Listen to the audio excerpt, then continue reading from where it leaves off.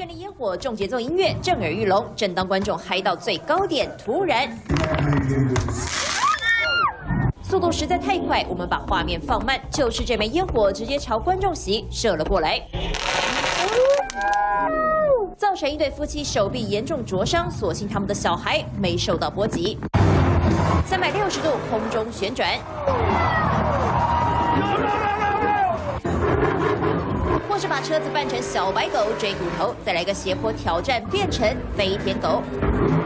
怪兽卡车是美国的改装车大赛，巨型轮胎和皮卡车的结合，上场就是比威猛、比技术，但意外也随时发生。 高速坠地，轮胎直接喷飞，都还是小 case。超过负荷的极限动作，爆胎摔车，大怪兽引擎过热，才转个几圈，突然冒出火光。但观众买票进场就是要找刺激。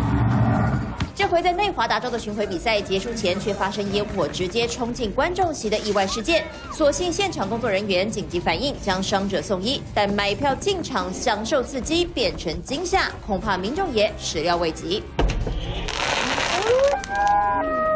3立新闻李慧玲报道。